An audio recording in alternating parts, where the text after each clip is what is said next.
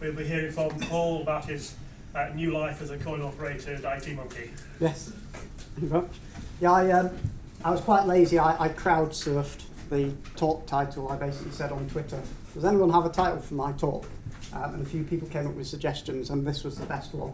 I had to change monkey from another word which was not appropriate for a family-friendly audience, which we attempt to be. But yes, so you insert coins and I do work for you. Is pretty much how it works. So just to say who I am, I'm a UKUG stroke FLOSS UK regular. If you've been to our conferences before, you've probably met me. If you haven't, hello. Feel free to come and speak to me at the break. I've been freelancing since July 2015 when I left the University of Manchester. And I basically do PHP development and Linux system administration. That's sort of my area. And I specialise in legacy code.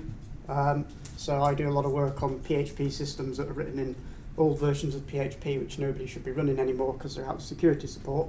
But people are. There's lots of people running old code out there that needs to either be migrated or at least kept running. So it's not terribly glamorous, but there's a lot of work out there and people are prepared to pay for it, so I'm happy with that arrangement.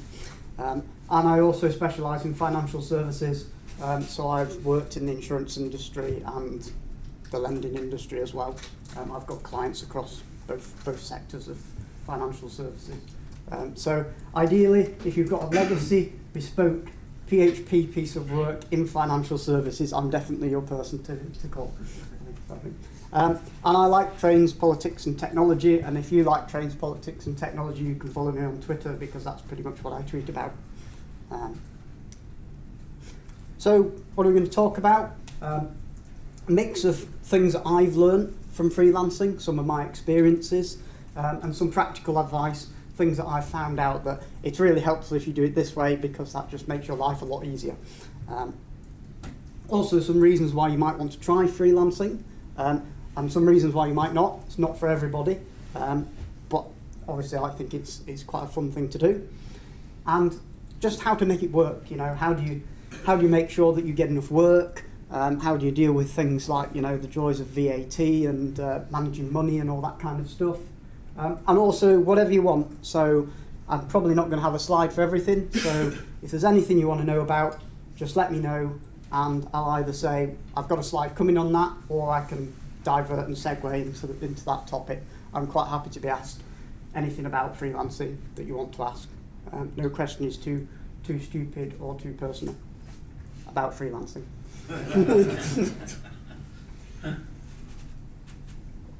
Just as a quick poll, does anyone here work as a sort of freelancer? I know Alan does. Yeah, Eric. So about 10% of the audience, maybe? A little bit less. Cool. Everybody else, full-time employees, all that kind of, yeah. I kind of mostly know that because I know most of you, but there's quite a few new faces in the audience. So why would you want to do this? The top reason is my main reason was greater control over my destiny. Probably sounds a bit more exciting than it is, but I used to work at a university and there wasn't much in the way of sort of career path, and you couldn't get promoted. Your promotional things were based on like you've been here 10 years, therefore you get promoted, rather than you're good at your job, you get promoted. And I found at other organisations, if you work for a small company, you can quite often get to the top quite quickly and then you can't really go any further than that. So I wanted a bit more control, and I wanted to do stuff. I wanted to take control of my destiny and sort of say, well, here's where I want to be in 5-10 years. If I'm a freelancer, I've got a chance of sort of achieving that. If I'm working for somebody, it's a bit more difficult. You also get to do a lot of variety. So although I specialise in certain areas, I work in, you know, I do some work on one project, might be in the insurance industry. A couple of days later, I'm doing something on something completely different. And I quite like that variety. Whereas I used to work full-time in insurance, and once you work for 5 years on a motor insurance website, it sort of, you know everything there is to know about motor insurance, and it's not the most exciting subject in the world. It's really important because it's a multi-billion-pound industry, but it's not really that interesting. And it doesn't change very often, so you reach a point where you've sort of solved all the problems pretty much. There's also the flexibility. So if you want to work a 30-hour week, potentially you can do that if you can earn enough money in 30 hours to be, pay all the bills and achieve whatever you want. That's perfectly possible. I know somebody who's looking at going to 3 days a week, so she can spend more time with the children and sort of work 20 hours a week. So that works really well. There's also probably more flexibility in your hours. So if you want to do things like, drop children up for school, or maybe you've got an elderly relative that you care for, and you want to sort of work maybe mornings but not evenings or something like that. There's a lot of flexibility around that. I personally try to work 9 to 5 Monday to Friday because I don't want to get into the habit of working 70-hour weeks and doing all the weekends and stuff, weekends and evenings and stuff. But occasionally, for example, this week I'm moving stuff around so I can come to this conference. So that flexibility exists, and it's probably more flexible than a sort of full-time job working for an employer, although employers are now getting better at allowing flexible working. They're supposed to at least consider it for everybody, but every employer is a bit different as to how they interpret that rule. And that's in the UK as well, I should say. But there's some reasons why you might not want to do it. You get far fewer rights legally. So, maternity cover, paternity cover, all that kind of stuff, you're sort of limited. Sickness, if you're sick, there's no real sick pay. There is some statutory sick pay stuff. If you're ill enough to get a GP's note, you can claim some money from the government effectively, but it's not very much. It's certainly not as much as you would get paid by an employer if you were on sick. And emergencies, and if a client says, hey, we don't want to work with you anymore, then that's it. No redundancy money generally. Though you can put in things like notice periods, and I do. So I know that most of my work is guaranteed for the next 30 to 90 days because I've got contracts that say you have to give me 30 to 90 days notice. So, but yeah, if you get let go, that's it, pretty much. No paid leave, this is a big one. So if you're not from the UK, basically legally if you work full time in the UK you get a minimum of 28 days paid leave. You don't get that as a self-employed person. Sadly the government doesn't pay me to take holidays or anything like that. So you have to factor that into how much you charge. So you have to work out that if you're taking say 4 weeks a year holiday, that's probably about 10% of the year, slightly less, so you have to allow for that in what you charge on the days that you are working. I guess the other thing I missed off there is there's no guaranteed work, of course. Whereas an employer, if there's not much for you to do, they generally have to keep paying you or make you redundant. If you're self-employed, then, well, if there's not enough work, there's not enough work. Also, this is a killer. If you want to buy or rent property in the UK, generally most people, if you're employed, will ask for 3 months pay slips, which is kind of really easy unless you've only just started a job. If you're self-employed, they do things like say, we want to see your last 2 years of accounts, and they have to be signed by an accountant. You can't just show them your tax return. It varies between renters and lenders, and some are more accepting than others. Part of this problem is because of the financial crisis, there was a lot of people getting mortgages without any checks. And so the Financial Conduct Authority basically turned around and said, right, you've got to be far more rigorous in your checking. And it's kind of gone to the other extreme now where they're saying, well, we want to see 2-3 years of accounts. I've only been doing it for 18 months, so I can't actually prove how much I earn to the satisfaction of lenders. Even though my income now is more secure than it was previously because I've worked for multiple clients. Whereas at my previous job, if the university got rid of me, I'd lost all my money. Now, it's reasonably unlikely that every single client would sack me at the same time. Fingers crossed. I'll probably open my email and say, they've all decided to stop now. So when I say freelancing, that covers quite a wide range of work. I personally think there's about 3 main types of freelancing. Other people, feel free to chip in if you do things slightly differently. But they are fixed term contracts, project work, and regular clients. And I'll go through each one of those now. So the fixed term contract. This is usually you work for a single client on an exclusive basis, so you're not working for anyone else. Usually they want you on site. You can occasionally get remote fixed term contracts, but they certainly seem to be far rarer. If you've got an exclusive skill set that like 10 people in the UK have, then you can probably say I want to work remotely, and clients will say, okay, we've got no choice. And they're usually full-time as well. You can occasionally get part-time fixed-term contracts, but again, they seem to be quite rare.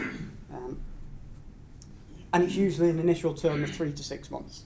So they'll say, we want somebody for 3 months because we want to finish this project. But you usually get extensions because the client will go, we need somebody for 3 months to fill this project. And actually, full well it's going to take 6 to 9 months. And then by the time you've been there 6 to 9 months, they sort of say, we've got this other project and you already know all our systems, so just carry on. I know people who have started on a 3-month contract, 2 years later, they're still working at the same place. Sometimes clients leave it till the last minute to extend, but sometimes I know people who have basically got 3 months notice that their contract's going to be renewed, so they've never actually got to that panic. Where's my next sort of 6 months work going to come from? The major downside to this is you're kind of like an employee with fewer rights, but usually slightly better pay. So that may or may not suit you, but it's not. It doesn't give you the freedom of working for multiple clients if you like that. Yes, Alan. You're going to talk about IR35. I can do if you want. So IR35. So there's 2 areas that you have to watch out for when you're freelancing in the UK. One is whether you're considered to be self-employed or employed. If you're doing this kind of stuff, because you're working for a single client full-time on site, they've got control over what you're working on, you run the risk of being classified as an employee rather than self-employed, and there are tax differences and various other technical things which I won't go into in massive detail, but basically as a general rule, you pay more national insurance, effectively tax, as a employee. Yes, Tim, did you want to chip in on that? The real thing that HMRC are interested in is who issues instructions to you. Yes, yeah, the control over what you work on. So the things they look at are who's got control over, and gives you instructions. There's also whether you supply your own equipment. That's one factor that they take into consideration. And whether you work for multiple clients or one client exclusively. It gets quite complicated in technical and tax rules, but you can go onto the HMRC website and they've got a questionnaire, an online questionnaire, and if you answer their questions truthfully, they will give you a response on whether they consider you to be self-employed or employed.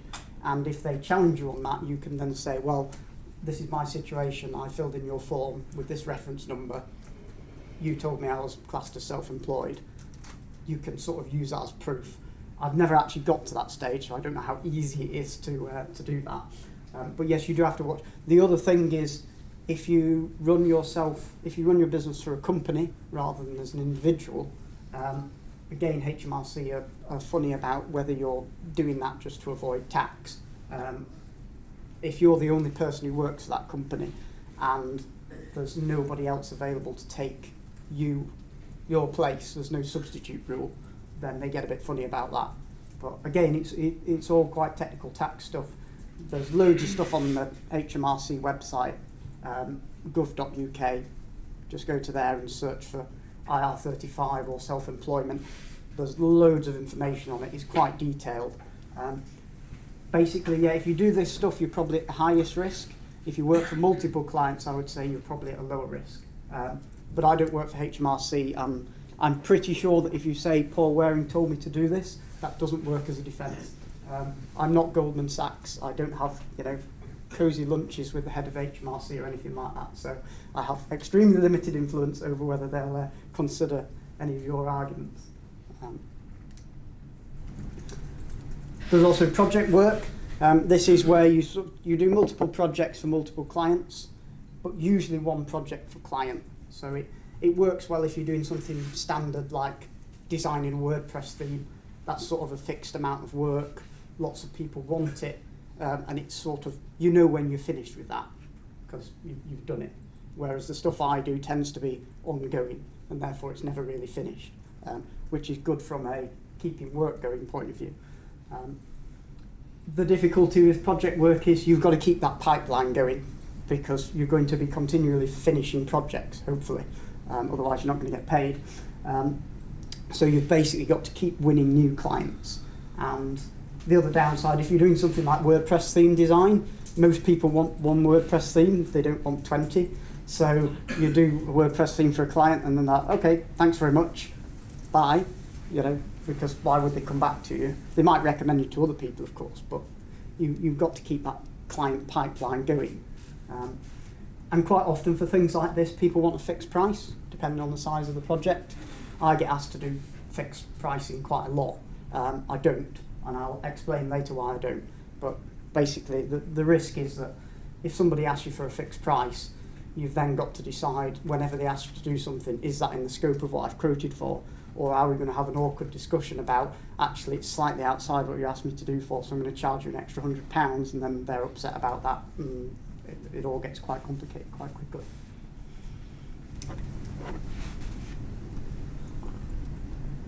Regular clients, this is what I do. So this is what I've got the most experience in. This is where you work for multiple clients, but you're doing multiple projects for the same client, or different bits of work, or, you know, can you fix our account system? Can you fix this? Can you fix this bug? Can you add this new feature? That kind of stuff. It's non-exclusive because you are working for multiple clients, not at the same exact time. Don't oversell your time. That's very naughty. I do know some people do that. I don't. So I'm now fully booked, for example, at the moment, because people have contracted to do enough work that I don't have any more time to do any more work, which is nice. If you can get people to pay you a retainer, that's really, really nice. So if they say, well, we want 1 day a week of your time, and we will pay you a monthly fee for that, that's great. Most of my clients are on that kind of arrangement. And if you word it, basically they've got to give you enough work, you'll still bill them, even if they don't give you enough work, which is a powerful incentive for them to make sure there's enough work for you. You do have to have sort of the contacts to sort of get that. Once you've got them, it's really nice, but getting those contracts can be quite difficult. For some reason, I'm not sure why, maybe because it's difficult to get retainers and stuff, I don't know any other freelancers who do this in sort of the web development area where I work. So it's kind of my niche area. So maybe I shouldn't tell you about this. I shouldn't do this. Terrible. Awful way of working. But I do find clients who really like this method of working because they don't want to hire somebody full time because they can't afford it or they can't justify it, or, you know, we've got an in-house developer but they're a junior developer and we need somebody with a bit more expertise to sort of tutor or mentor the junior developer, or we need some training or whatever. But we don't want you full time because you'd have nothing to do most of the time. So we just want you a day a week. That seems to work well for both parties. So I'm not sure why more people don't offer this, but the clients who I explain this to say, oh yeah, that's really great. The other good thing about this is you don't get calls from recruiters because recruiters don't work this model. Recruiters do the fixed term contract model generally. So if you tell them that you do this model, they just leave you alone pretty much because they don't get any commission on this. I've tried with a few recruiters who rang me and they've just said, no, we just don't do it. Finding work, quite an important part of the topic. There's two ways I do it, and these two ways bring in all of my business. There are other ways, but things like advertising, I mean the old joke about advertising is 50% of your advertising budget is wasted. You just don't know which 50%. I don't do any sort of proactive marketing. I don't go out, I don't send out emails to people saying, do you want me to work for you? You know, I don't pay people to design logos and slap them on buses or anything like that. I don't even pay for Google AdWords. So just networking, a simple website, and I'll go over those in a little bit more detail. So networking, so this is where you go out and sort of, you know, chat to people at conferences and things. It's a continuous process over many, many years. And I've been coming to this conference for 10 years now. I've been going to other conferences and the Linux users group and things like that for even longer. So I know a lot of people, and most of my business comes from either people who know me directly or a personal recommendation, which is actually really nice because A, it's cheap, and B, I know that if somebody technical has recommended me and they know me, they're not nasty enough to recommend me to a really awful client who's going to be a pain to deal with. So it almost acts as a sort of filtering mechanism, which is very nice. But it is a continuous process. If you're thinking about freelancing, even if it's like a year or two away, you might be thinking about it, you need to start networking now. And it works well for full-time jobs and things as well. I know lots of people who have found jobs because they've come to this conference and somebody's spoken to them, and then 6 months later they get a phone call, and you know there's lots of people who work at the same company now because of that. I would say go for depth rather than breadth. So all these people you see on LinkedIn with 500 plus connections, they're wasting their time in my opinion.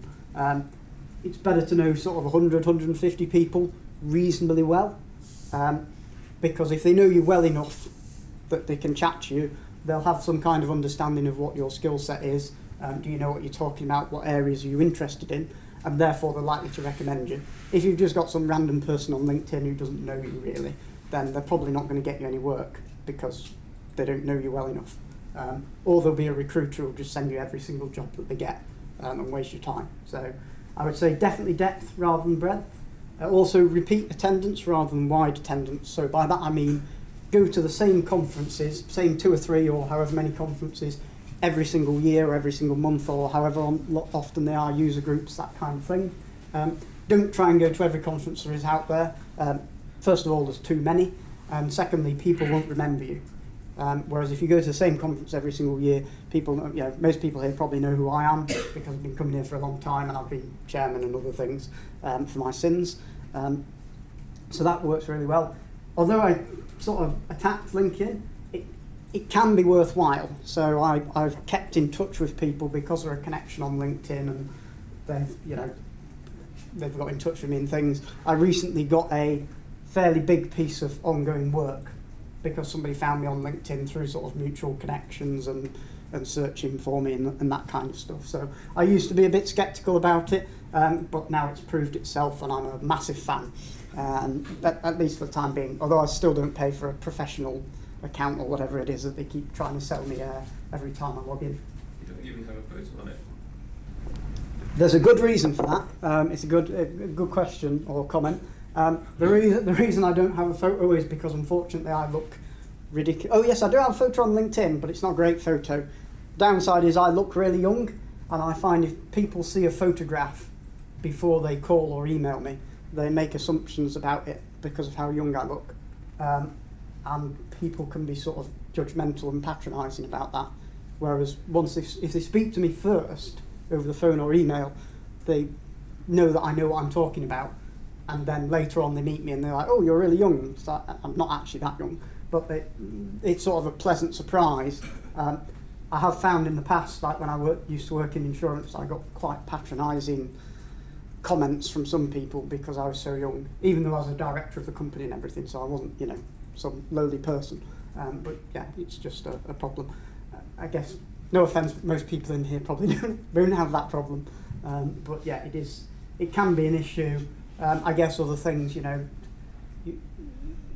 people have prejudices, and some of those can be sort of brought out by your photograph. So it's something that you may want to consider one way or the other. All recruiters, for example, seem to look like they're really attractive people. I'm not sure why. Maybe they just pay for a really professional photograph or whatever. Simple website. Really, unless you're a graphic designer, keep it simple. I'm amazed by the number of graphic designers who don't have a website, which makes me think, well, why am I going to hire you to do website design? It's slightly bizarre. But yeah, keep it really, really simple. If in doubt, just slap WordPress on there and get a custom theme. It works. And WordPress, although people heckle WordPress for security, the core of WordPress is not too bad. The problem is when you install some random plugin from some person who doesn't really know about security, and there's a massive security hole, or they don't keep it up to date and things like that. If you just use the core WordPress, maybe pay somebody for a custom theme, or just download one for free, or even buy them, as was mentioned in the previous talk, for like, 70 euros or whatever, which is about £1,000 now, something like that. Be careful about paying somebody. I did pay somebody to design a custom theme and it didn't work, and in the end I just wasted the money on it, so you do have to watch out for that. All you really need are your contact details, your portfolio and your CV.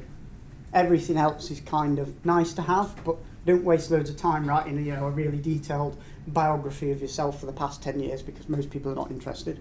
Most people come to my website and go, yeah, he looks like he knows what he's talking about, right, I'll give him a call, I'll send him an email.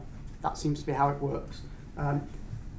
Portfolio, I put both my portfolio and my CV on because I've not been freelancing for very long, so my portfolio is not huge. So I've got my CV as well to sort of say, yeah, I know I've not been freelancing very long, but I've been doing what I'm doing as freelancing at, the University of Manchester and this company and that company, and therefore you can see I know what I'm talking about. I've just been doing it as freelancing for 18 months rather than sort of, going back 8 or 9 years. And also Google indexes your CV and stuff, and it pops up in search results and things. If you've got time, blogging can be useful if you're blogging about technical stuff. I've occasionally had things picked up. I wrote a really simple tutorial on how to send email in Perl, and it got picked out by some Perl mailing list, and then lots of people came and visited my website. Most of them were probably quite disappointed because that was the only Perl related post and everything else is PHP, but it just gets the message out there. I also wrote an article about how to write PHP like coding guidelines about 10-12 years ago, before that kind of thing existed, and it got picked up by a big website, and it still gets sort of traffic from there, which is quite nice. And a keyword rich domain, so I own phpdeveloper.org.uk. I bought that years ago, probably one of the best investments I ever made. Cost me about £5 a year to renew. And because of that, if you search for freelance PHP developer or PHP developer Manchester, I'm usually in the top 10, and quite often I'm in the top 3. And that seems to be how everybody finds people nowadays. They just go to Google and type in PHP developer Manchester, and then they go, okay, I'll click on the first link. Yeah, I'll give him a call. That just seems to be. Nearly everybody I pick up the phone to says, I found your website on Google. That seems to be the starting point. Time management. So sales meetings, you've kind of got to do them, but they are expensive. If you go and see somebody who's half an hour away and spend an hour with them, that's 2 hours of your time gone for no money. If they give you a load of work, it's great, but you never really know. So I say ration them, certainly once you start to pick up work, because otherwise you just spend all your time in sales meetings, and that's not billable.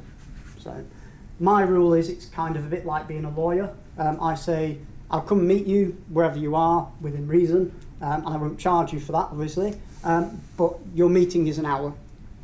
That's, I think, long enough for you to sort of have a chat with me about what you want to do, get to know me to get to know you. If you want me to come in for half a day and spend half a day with your development team, well, I'm sorry, I'm going to have to charge you for that, because I can't do half a day for free. It's not reasonable, I don't think. So I have that rule, and it also helps to filter out people who are basically not serious. When I started, I didn't adhere to this rule, and there were people who would say, oh, can we have a meeting? Can we have another meeting? Can we have another meeting? It's like, well, you're just wasting my time. Are you actually going to give me any work, sort of thing? You have to draw the line somewhere. Some people might say 1 hour is too slim, but I find that works for me personally.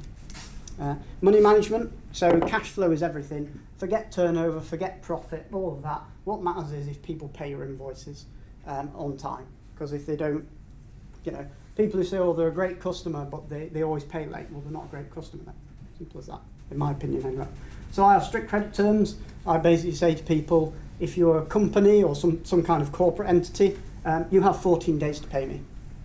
Strict. regardless of what time of the year it is, that's 14 calendar days as well. So 2 weeks. I say that's basically enough time, given that I email you an invoice and everybody's got online banking nowadays. That is enough time to allow for things like the accounts person is on holiday or the director's not here to authorise the payment this week or whatever. And if you haven't paid by the 15th day, then you get an email saying, please pay my invoice.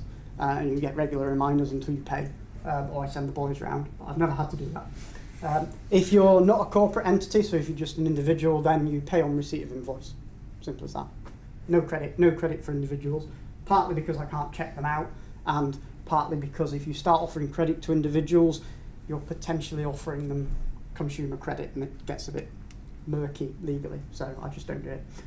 Every time you get paid, this 30% depends on how much you're earning, but it's a sort of rough rule of thumb. Take 30%, so if you get a £1,000 invoice, put £300 into a separate bank account, don't touch that bank account, completely separate, don't even look at it.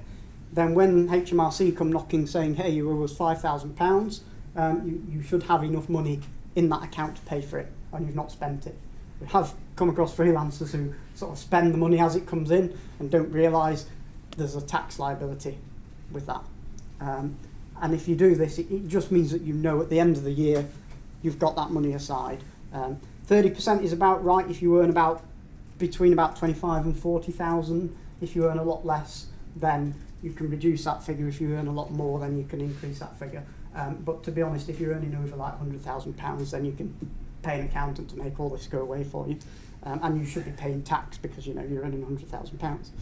VAT, people not in the UK or outside the EU, this is basically a general sales tax of 20% on more or less everything. There are exceptions. But basically you're putting your costs up, your prices up by 20% if you charge VAT. Not everyone can reclaim it. So HMRC do allow you, if you pay VAT on things you buy, you can offset that against the VAT you charge on things you sell, and you can get money back if you've paid out more than you sell for. Not everybody can reclaim it. For example, I can't reclaim VAT because I'm not registered for VAT. The big thing is I work in financial services. Most financial services are, well, some of them are exempt from VAT, which means you can't reclaim it. So insurance, for example, there's no VAT on insurance. There's actually a separate tax for insurance. So if I charge VAT to my insurance clients, I would just be adding 20% to my prices for no benefit to them and no benefit to me. So, and there's a load of paperwork and there's penalties if you get it wrong. I personally say avoid if possible. If your turnover goes over about 80,000 a year, you have to register, you've got no choice. But I would say avoid it. Unless you're buying and selling lots of goods, if that's your freelance mechanism, then you might find it's worthwhile. But generally I think it's not. Did you have a question? Or? No? Oh, okay. Terms of business agreements, so these are kind of what we say on the tin. This is a contract that you ask people to sign. I now reply to anybody who sends me initial inquiry saying, are you interested in doing any work for us? I basically say, potentially, if it sounds like something I do. Here are my terms of business, are you happy with them? Because a lot of people say no and they're sort of, or they're wasting your time, they're stringing you along or whatever. So I just say straight up, here are my terms of business, here's how much I charge, is that in your budget and timescales and all that kind of stuff. If they say yes, we carry on discussing further. If they say no, okay, fine, there's plenty of other freelancers out there. And make everybody sign it before you do any work for them that's billable. And the stuff I put in, they're fairly short. Basically I say, these are your credit terms, this is what happens if you don't pay, which is basically I stop working for you, and I recover the money. And I say there's one important clause, which is that if you don't own the intellectual property, because I'm a freelancer, by default I own anything that I create for a client. If you're an employee, there'll generally be a clause in your employment contract that says anything you do for us belongs to us. That's pretty much standard clause you'll find in almost any employment contract. So my terms of business say, I own everything until you pay me in full. Once you pay in full, I transfer the intellectual property to you automatically. That means if a client buys some of my services and then either refuses to pay or goes bust, they can't use that work that I've done because they haven't paid for it. And if somebody buys them out, you quite often see companies go into administration, then they get bought for like £1, and basically the person who's bought them takes all the assets and none of the liabilities, like my invoice. That means they can't use that code unless the person who's bought them pays me. If they try to do it, then I go straight to court and say, you're using my intellectual property without permission, can I have an injunction against them? I've never had to actually do that, but that's why that clause is in there. And it also scares off people who are basically trying to take you for a ride, I find. If you want mine, they're not top secret or anything, feel free to email me. I'm quite happy to send you a copy. They're fairly generic as well, so there's nothing really specific to me in there, other than it says, you know, you're contracting with me. Some mistakes to avoid, so these are quite important ones. Fixed price jobs, they are, as I mentioned before, the problem is what have you quoted for? What's in scope, what's not? So I don't do fixed price jobs as a rule unless it's something very simple like, you know, can you add this logo to our website or something, that kind of, you know, couple of £100 worth of fairly self-contained work where you can tell that it's been done or not. Yeah, the reason I say avoid them is I have done a couple of fixed price jobs which have been a bit higher up the scale, and you end up in basically an argument almost as to what's included and what's not. And you either end up doing work for free or you end up in an argument over money, which is not great. Yes? I sometimes find in agreements that it's a good idea to not just say what I will do, but to also say this is what I won't do. Yes, yeah. I personally keep them fairly open because my view is you're paying for my time, so unless you ask me to do something illegal or highly immoral, I'll do it. You know, I mean, if you want to pay me my daily rate to run laps around Heaton Park, I'll quite happily do that.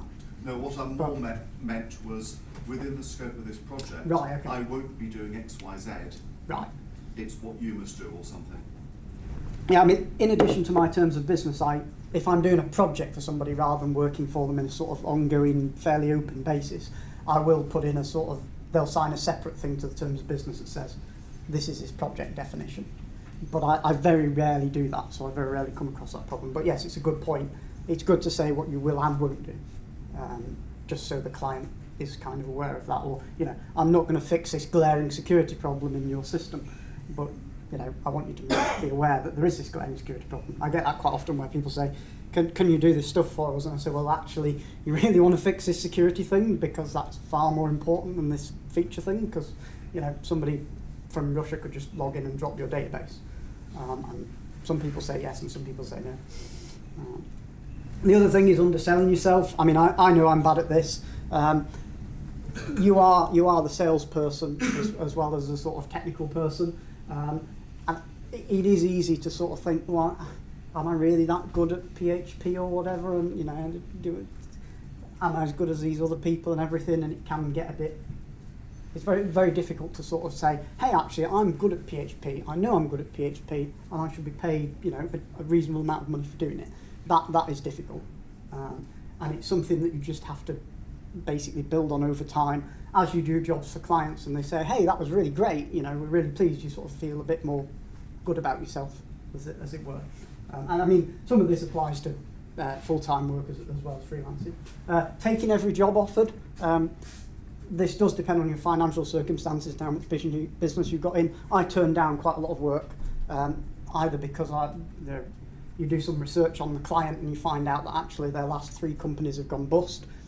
Maybe you don't want to do any work for them, probably not, or, you know, on strict terms and maybe a director's guarantee that they're going to cough up the money.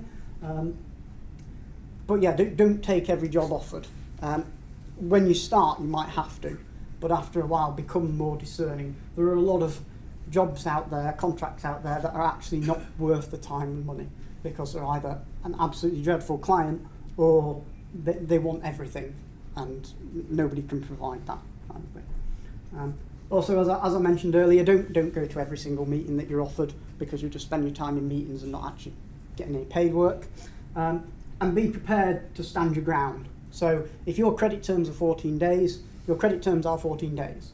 I have walked out of meetings with potential clients because they've said, we want to basically pay you half your day rate and take twice as long to pay you. And I've said, no, that's not acceptable. And they've said, well, those are our terms. And I said, well, these are mine. Well, we can't meet in the middle, really. Okay, well, thank you very much. Shake hands, out the door. There is no point in wasting your time with people who don't want to at least come towards your terms. I mean, obviously, you may have to negotiate sometimes, but know where you're sort of dividing, you know, sort of black or red or whatever colour blue line you want to use. Know what those are and don't cross them. Because if you start creeping into them, you'll find that you end up basically undermining your position, and you end up working for a pittance for people who aren't very good to work for. So be prepared to say, look, you know, or I've turned down code things because they've said, will you work on this website? And I've said, well, it's using an ancient version, like really ancient version with all the security stuff. You must update this first, otherwise I won't work for you. Because if I work for you, you get hacked, even if it's not to do with me, that reflects badly on me. So if you want to pay me to fix that stuff, I'll quite happily do it. If you don't, then sorry, I'm not going to work for you because it's just too risky to my personal reputation. And you know, I'm not trying to get any work out of you. I'm not actually, you know, telling you for free. You really should fix this. And some people buy that, and some people are happy to fix it. Some people are not, for whatever reason. Quite a lot of people think, oh, you're just trying to spin out the job, which I can kind of understand, but you know, that's the rule.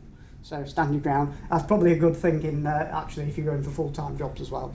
If you're trying to negotiate salaries or conditions or whatever, know where your limits are.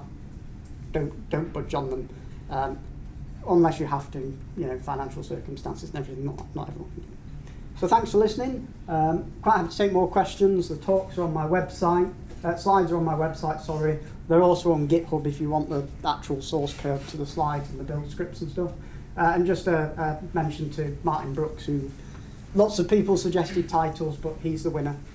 He doesn't win anything other than a line on the slide. I'll probably buy him a beer next time I see him. I had a feeling it was Mark Higgins.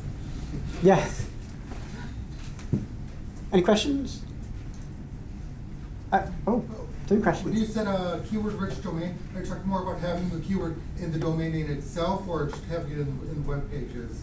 In the domain itself, because Google does seem to use that as a criteria. I mean, don't go mad like some search engine optimization do by registering I'm a great PHP developer and you should hire me.co.uk or something like that. But just something simple like that, because Google knows that those are actually two separate words, so I don't need a hyphen, and therefore it can, and because it's a .uk as well, it knows I'm UK based and it can do all the location stuff and things.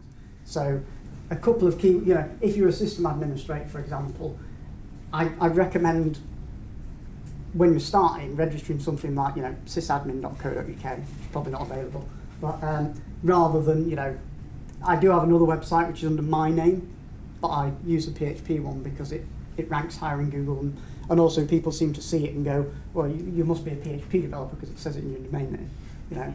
It's kind of simple, but it works. And like I say, the two best investments I've ever made is that domain name, and I bought a book called HTML4 Unleashed about 20 years ago, and learned web stuff from that.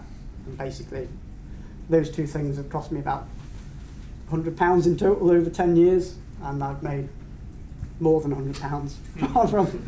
They're a better investment than my degree anyway in terms of return on investment. Gavin, you had a question. If you're taking a project that will involve working in areas you don't understand or don't know about, and therefore there's a lot of learning that needs to be done, both, who pays for the time you'll spend reading about that kind of stuff, and the fact that you will be working on that particular area much slower than you'll be working on areas you do know about? So I would say, I tend not to take areas that I don't know a lot about. I am continually learning about things like, say, Docker, because I know people use it and it would be a useful thing to know when people ask me about it. That the time I spend learning about new things is not charged to any client. Well, or you can say it's split across all clients if you want to see it that way. But I don't say, look, I'm going to spend time on that.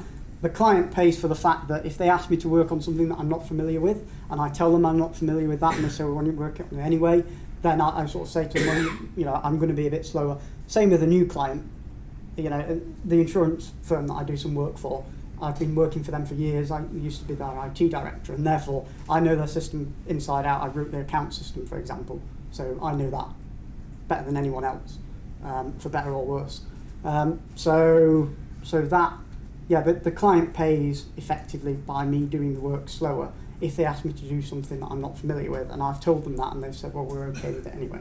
And when it's a new client, it takes me a while to get up to speed with them. So I usually say for a new client, come up with some things that are sort of small tasks that will help me learn about your system, and then I'll tackle some of the bigger things once I sort of got a better understanding of how everything works. But yeah, the learning and training and everything, nobody's paying for me to be at this conference, for example. I'm coming off my own back. Same last year as well. Hazel? I guess what I was going to say was, so in the latter part of that comment there, do you mean like if someone, like, I don't know, if you mostly work with like Laravel and Symfony, as long as you work with Cake or something, would you say that would be the kind of thing the client would pay for, or would you say it's just your responsibility to know all the cool hip frameworks? So the way I approach that, the way I personally approach it, is that if somebody asked me to do Laravel, for example, I would say I don't know Laravel. I'm probably not the right person to do that job for me. Simple as that. I mostly work with bespoke systems, so I don't tend to use frameworks because I'm working with legacy bespoke systems. But yeah, that kind of stuff, I draw a line and say, sorry, I'm just not the right person to do that job. I mean, and nobody has ever pressed and said we're absolutely desperate for you. But I do, when I'm learning about things like, you know, Docker and stuff like that, and Ansible and things like that, I learn that on my own time, and I pay for the materials, I pay for the books. That also helps with sort of what Tim was saying earlier, is that because I pay for that, and because I'm not going on any, you know, client-sponsored training, as it were, then I can sort of demonstrate that I'm paying for that, and therefore it makes me more likely to be self-employed than employed. So just having that. Mark stood up, so I think that's the end, is it? Okay. Feel free to catch me in the break. I'll be around till the end of the conference. Ask me anything about freelancing.